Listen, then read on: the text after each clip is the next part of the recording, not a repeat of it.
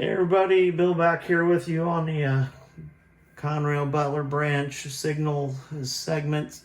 We just completed the CTC panel build. Hope you guys enjoyed that. But I thought we'd just cover the Conrail Butler branch CTC panel real quick. Kind of give you an idea of how it works and stuff like that. I will tell you right up front, this is not 100% correct. Usually you're numbered from right to left. Here it's left to right. Our numbers are backwards, but this is where the railroad started, and it ended up down at the other end. And that's why I numbered them that way. So, and things like the maintainer call, generally it's up here, and then the maintainer call lot is down here, stuff like that. But this is what works best for Conrail and the Butler branch. So far it's working out really well. So what I'll do is I'll just go over the basic layout of it. Up here we have a model board, and it's our track representation. We have red indicator lights for the control points, and then we have amber lights for block lights in between the control points, and each switch is numbered up here on the panel, and the signals are also numbered. And the way they are numbered is like up here, this is 12L, so 12, and then you have 3 14Ls. So depending on the switch arrangement, this 14 switch, signal switch, will control these 3 signals on, and this signal over here for left to right movements through that section of track. All right, so and an example is if you have a train on the top track, it's 12 and 12, 12 left, 12 right. So that would control, this switch would control it back and forth, okay? All right, the center positions stop, left, and right, all right? And then the 14, you have a 14 signal here, and then 14, 14, 14. So this signal lever, if you turn it this way, and it's one of these 3 signals, depending on your switch arrangement, all right?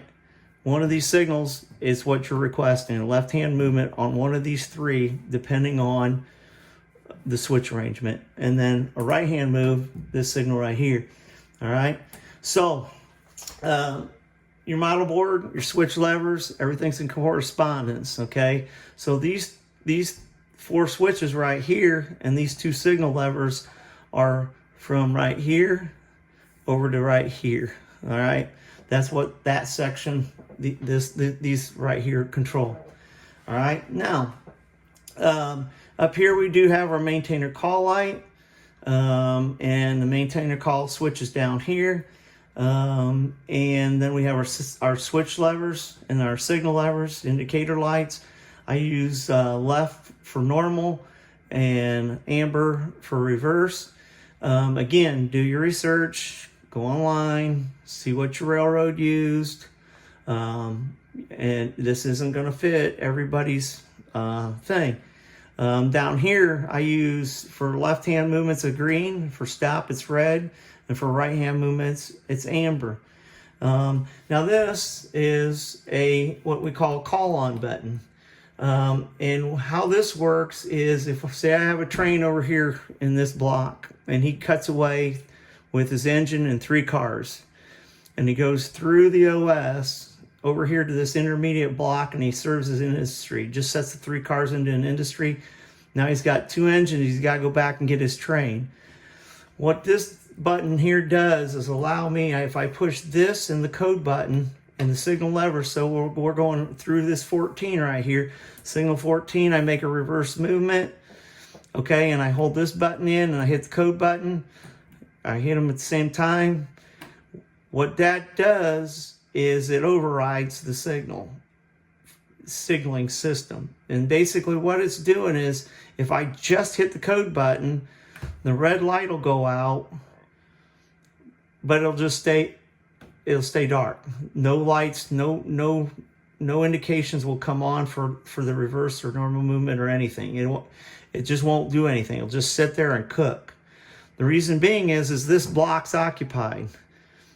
So for me to be able to force a train through there, basically what I have to do is I put it in the right hand movement, I hit both buttons, and that forces a restricting signal on this 14R signal.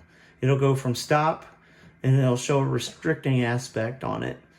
All right, so now it's on the crew. So we put all this responsibility on the crew. They have to go looking out for, able to stop short, a misaligned switch, derail, broken rail, not exceeding 15 or 20, depending on your railroad and your time period that you're modeling, whatever. But anyhow, that forces a signal, okay? And the crew has to go looking out and able to stop in half the distance, all right, or restricted speed. So that's what this call on button does. That instead, if I didn't have that button, now I got to get these engines from this block over to this block through this OS or control point right here, okay? Through that control point. So what I'd have to do is say you have permission by a stop indication, 2 to 2 in an eastward direction, switches in the motor. I do have control of the intersecting line looking out for train ahead. Then I'd have to repeat all that. Or I can go, and the next thing you know, you'll see you'll see the OS light come on, and the block light go off, and then the OS light go off, and then this block light's already on because they're occupying it with their train, and voila. Okay, so that's basically that's what this little button here does. Now this is your Mother May I button. You push this if you make any movement, any signal levers, toggles. This is Mother May I. This is your code button. Okay, this is the button that activates everything. Again, these are all unlocked. So this basically what I can do here is I can throw these toggles and it unlocks the switches in an interlocking.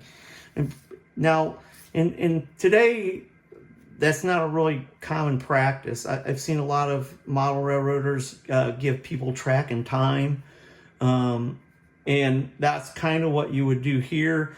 Is if I had a train that needed to do a bunch of work in here and back and forth through this interlocking, I could throw all 4 of these toggles and hit all 4 of these code buttons. Now I no longer as a dispatcher have control of it. The crew out in the field has control of those switches.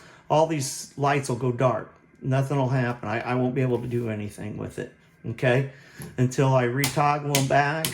They say they're clear and I recode them all back in. Now all the lights will light back up and I'll have control of it. And then down here we have our maintainer call light. So like I said, I flip this and I hit the code button. This light comes on. That sends an indication out in the field. There's one of these bezels with a white light in it out on the fascia. That means if you roll up here and the white light's on the panel, conductor get down off the train, he'd walk over to the phone box here at Auburn Junction. He'd walk over there, open up the box, and he'd pick up the phone and he'd call in here to the dispatcher's office. I might say, hey, you're going to be there at Auburn for 2. Call me back when 2 go by. Okay, roger that. All right.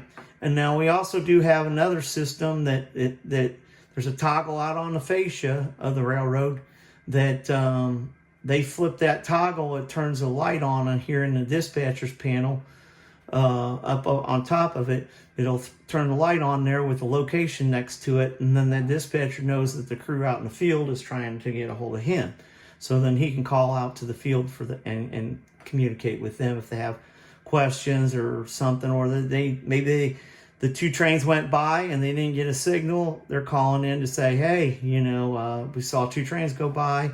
What's going on? Maybe something's changed. So anyhow, that's our communication system.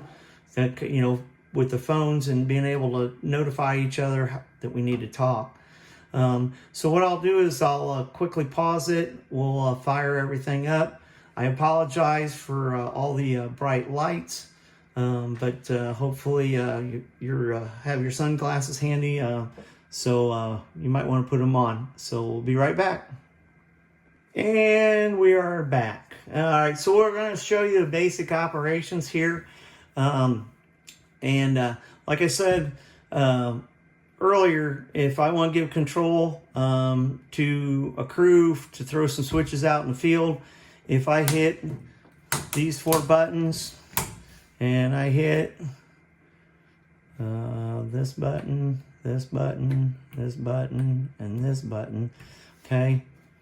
And let's see what happens. Now you see how these switches lights, indication lights, they just went dark? Okay?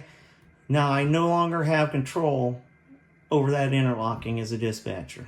All right? I have no control whatsoever. I can throw all these levers, hit the code buttons, nothing's going to happen because these toggles took everything away from me.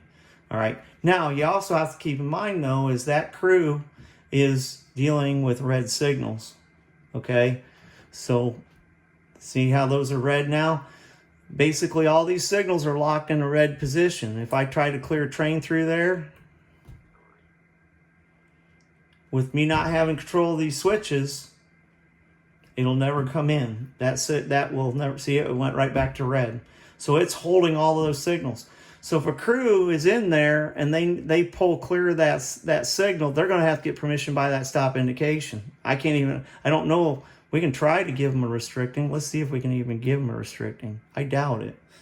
Shouldn't be able to.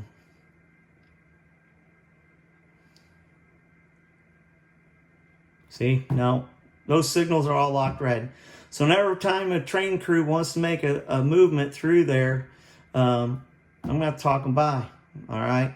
So I'm going to take it. So the train's all clear, everything. We're going to go ahead and we're going to take control of my interlocking back because I really don't like them having control of my interlocking.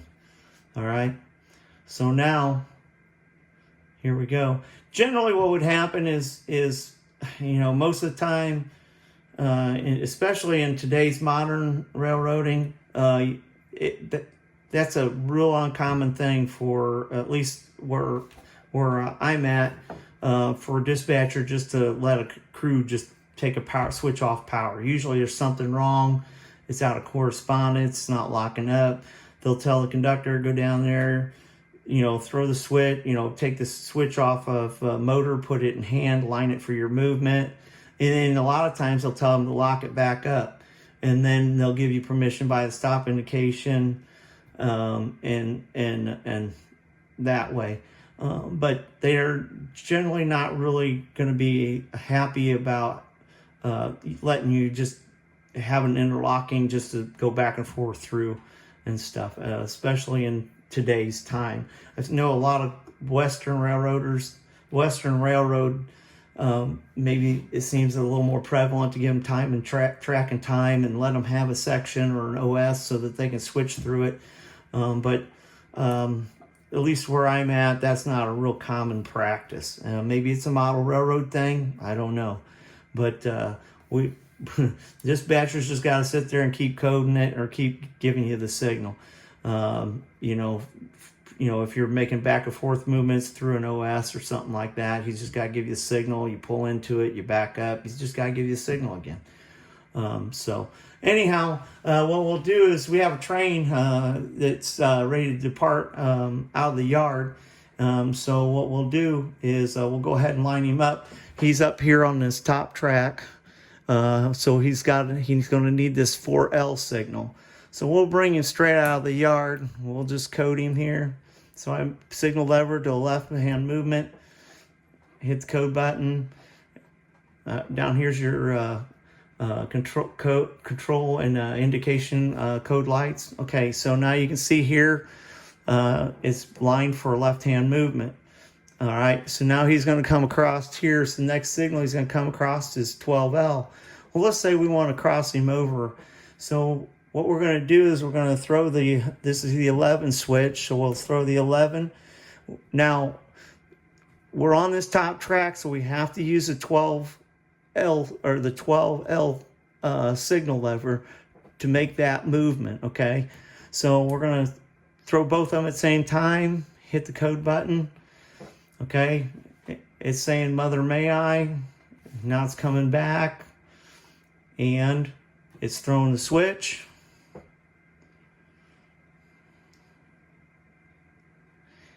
Now the switch is reversed, and we're lined for left-hand movement. So now we're coming across here, and we're going to come across here. The next signal we're going to come up to is this 24L. So let's say we want to go ahead and we want to bring him this way. All right, so we need to reverse switch 23, and it's signal 24. All right, hit the code button. It's saying Mother May I. Now it's coming back. Now it's reversing the switch 23, and the 24 signal came in, and our office indication lights are saying that we've lined a westbound movement, and that's these two lights right here. So we're crossing over here. This is an OS light and two block lights right here. All right, and so that's set up for a westbound movement. Now let's say I need to hold him there, and for two trains. So what I can do is I can turn my maintainer call light on. I leave everything, all switches and everything lined, and I can hit my code button.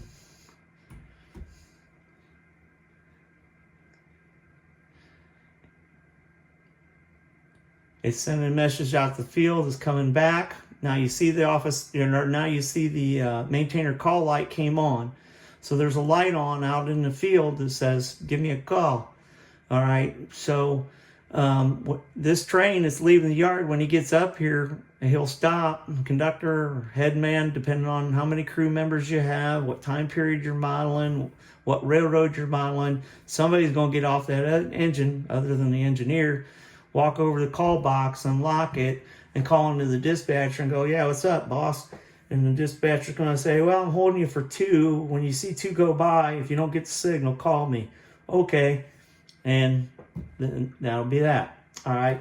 So now that crew is, he's had a signal for a little bit. He's ready to go.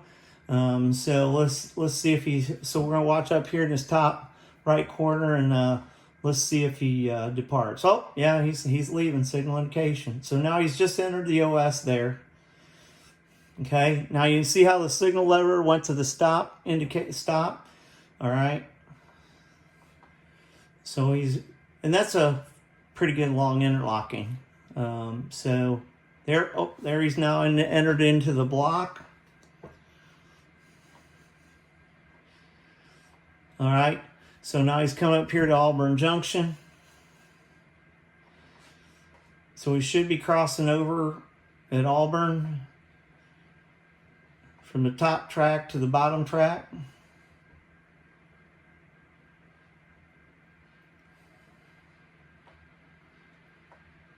All right, he's entered. Now he's cleared to 1 OS on the right at Butler. Now he's crossing over. You see your signal lever went to the stop position. Now he's actually going for, you see the top block and the two control point lights, and now he's into the next block. So he's going across the diamond. There he just cleared the block. He cleared the top track control point or OS, and the bottom track control point OS. Now he's totally in this block. Now he's hitting here. You see the signal lever goes to stop. And now he's into this first block.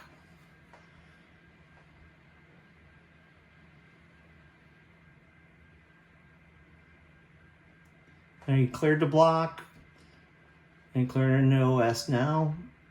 Another block light came on, and now he is in this block. All right, and he stopped. So now the phone should ring here in a little bit. He should be calling into the office after two go by if he doesn't get a signal. So that kind of wraps that up. Hope you enjoyed it. And I'll pause it here for a second. I'm going to try to pull up a few websites on the computer panel or on the computer to have you take a look at that. Show you a few different things, kind of give you some ideas if you're looking for CTC stuff. Here we go. Stand by. All right, back with you. Here we have a good old Google pulled up here. And we just put in CTC panel is all I just put in, okay? So here's one for an example here. This is a pretty good site. This is let me see, we'll pull a site up here. Okay, this is CTC. The actual website is, it looks like dev.ctcparts.com. All right, this gentleman actually manufactures, and he actually manufactures CTC machines. Prototype pictures, we can pull those up. You can't zoom in on them, but these are actual machines that he has up here. Here's a guy sitting. You see his model board up here. You can see signal levers, or switch levers, signal levers, probably the call on button, the code button down here. There's some toggles, stuff like that. So like I said, my panel's not 100%. Here's kind of one that I kind of modeled it after, I guess you could say, right here. But again, I think the toggles are up here, and you can't really, I don't think you can, you can't blow those up. But anyhow, they got some really nice prototype pictures on there. This is kind of an interesting, he's got a 5-part thing. This is by Mike Burgett. He's a signal maintainer. I actually think he's higher up now in the actual signaling department now. But Mike Burgett's a really good guy. He knows a lot of stuff. I mean, he knows what he's talking about.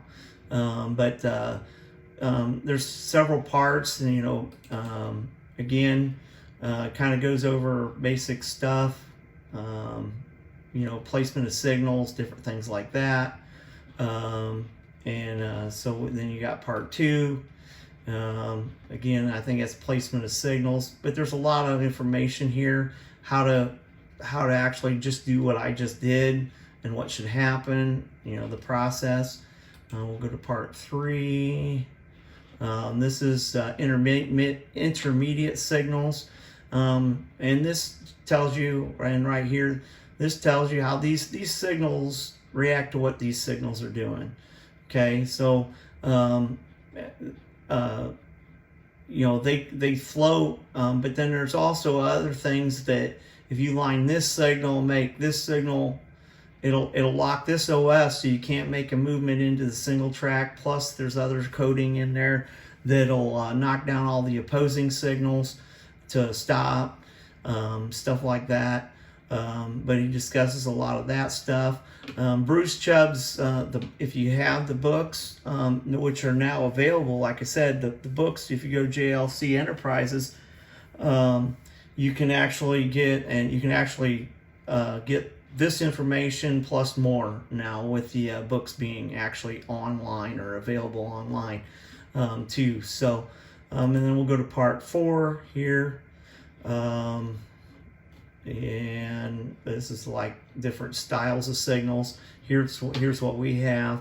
These are signal rules. Clear. This is an approach medium. So I have this signal, I can display. I don't do the approach limiteds. I do the medium clears. This is my medium clear right here with the cat's eyes, 2 reds over the 3 yellows. So it's rule 283. I don't do limited clears. I don't do approach slows. I do the medium approach. So I have the 2 red cat eyes with the flashing diagonal yellow. Here's my approach. I also display that one. And let's see. Now I could display this slow approach this is on the Pennsylvania or Conrail. This is a slow approach if it's not flashing right here. And then right here, these two red, you got two red cat eyes with the diagonal going the opposite direction. That's a restricting. I do display that one also. And then here's my absolute stop, is the two red, or the two cat eyes.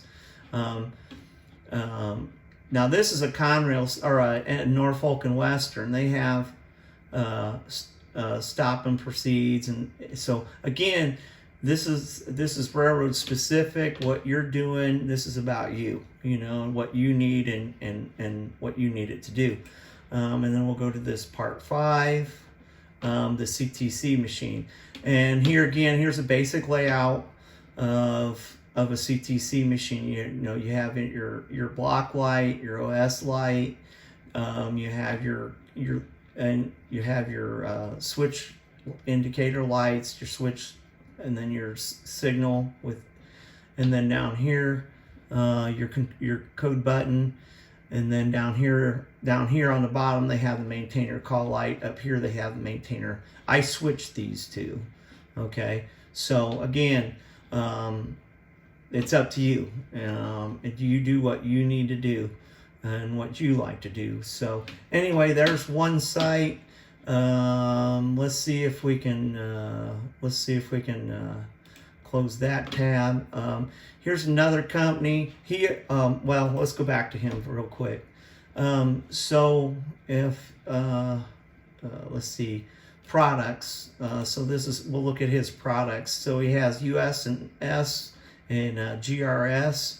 So let's do US and S. That's what I have. Okay, so he sells plates. I believe they're actually stamped plates.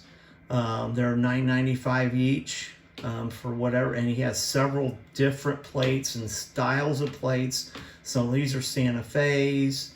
Those are Santa Fe for specific.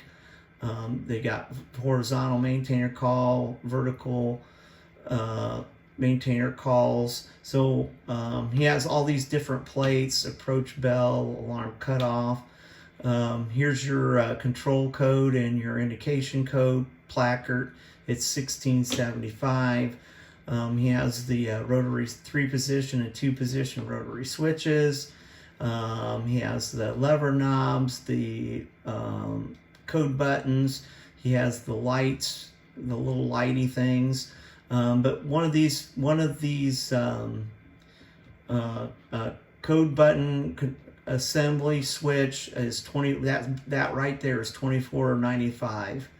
And this that goes on the end of your rotary switch is $13.95. These are all metal, I believe. These are all metal. Okay, they're not Radio Shack momentary push buttons with a piece of plastic pushed on the end of it. And your bezel assembly looks like it's a Darrellin housing, stainless steel bezel. So those are metal. Yellow, green, or white, translucent dome. But they are $17.95 for a light. Looks like, for one light. And then if you're interested in the machine itself, the box. So this is 16 gauge steel, which is the same thing we have. Two-part industrial color. U.S. equipment. Let's see here. So the dimensions, it's 24 inches tall and 9 inches deep, and it only sells for $1,600. So, and then over here you have a 15-inch wide, 14 inches tall, and 6 inches deep, and it is only $650 for that one. For that, and that does not include the model board. You don't have the model board up in there, so you have to buy that separately. But he does also, depending on your layout and stuff, it says photo etched aluminum, cost determined by size and complexity. So there's an option for you. Again, for me, economics. Yeah, I had to kind of go a different route. There's another one here. Let's see here. Let's visit this guy. CTC panel components. It's Logic.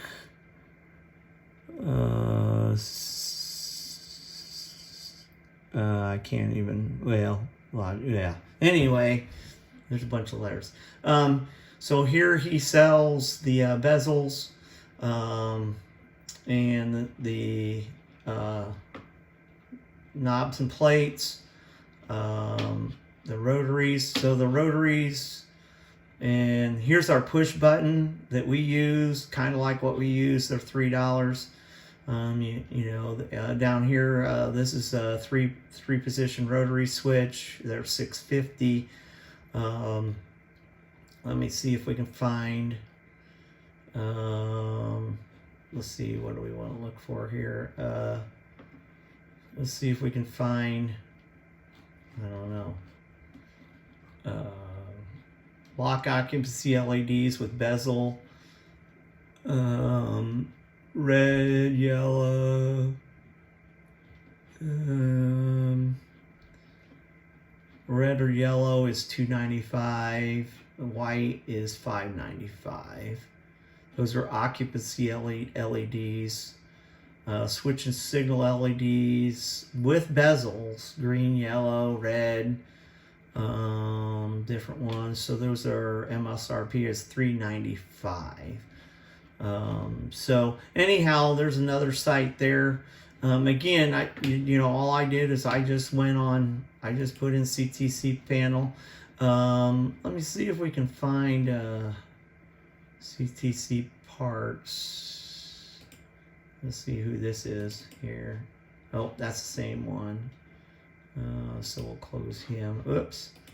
And go back to CTC panel parts. So another company, let's see if we can find him here, is good old Rick's. Good old dependable Rick's. Where's he at? I'm not seeing anything. And some other options too, and other guys have done it, is they've actually gone and had this like printed up. Let me see if let's go back up here. They've actually had it like printed, and it's like a big sticker. It's like a big old sticker. Let's see if we can on sheet at CTC panel works. Now this is a new one I don't think I've seen. So now let's see if we can zoom. No, we can't zoom in on that picture. All right, but here's a guy that's he doesn't have the plates, but he's got the indication lights, it looks like, so he doesn't have all those plates. But Rick's products, and I'm kind of surprised that he's not like popped right up there at the top. But it's, here again, there's several different sites and different things to look at online. So do your research and do some looking around. Maybe you're more into this. This would be kind of in your JMRI style with your CATS system running it. So there's a lot of different options, a lot of different things out there. But I just wanted to show you, CTC panel and how we're doing it. So, and how it works. So I appreciate you guys watching, and I'm just trying to do this to give people ideas. And model railroading is giving a lot to me, and I just like to try to give back. I'm not trying to make any money off this, as you can tell from the poor video quality. So anyway, I appreciate you guys. You guys take care. Keep model railroading. Have some fun. Night.